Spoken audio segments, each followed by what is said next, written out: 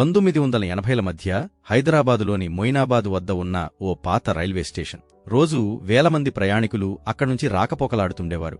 Station బయట ఒక మూలన మురికిగా ఉన్న కంకర రోడ్డుపై ఎర్రటి పిడకలపై ఓ వృద్ధుడు కూర్చునేవాడు. ముడతలు పడిన ముఖం, రాగా నిండిన పొట్ట, చేతిలో చిన్న తాటిపండు బుట్ట.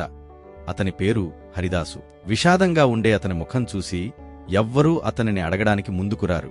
కాని అతను ఎప్పుడూ ఎవర్నీ నొప్పించలేదు. ఓ పాపం, ఇంకెవరు తినిపిస్తారు అంటూ కొన్ని పెళ్లివాళ్లు పావలా ₹1 వేయించేవారు. కాని అది ఆయనకు కాదు, తన అహంకారానికి మిగిలిన చిన్న నొప్పి.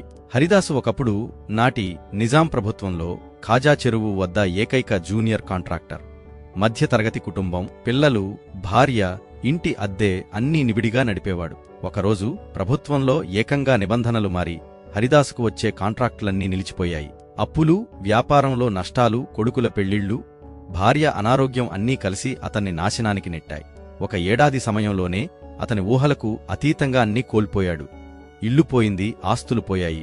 చివరకు హైదరాబాదులో స్టేషన్ వద్ద భిక్షాటన చేయడం ప్రారంభించాడు. జీవితం గోతిలో పడిపోయింది. అతడి గుండె మాత్రం ఎప్పటికీ గర్వంతో నిండిపోయి ఉండేది.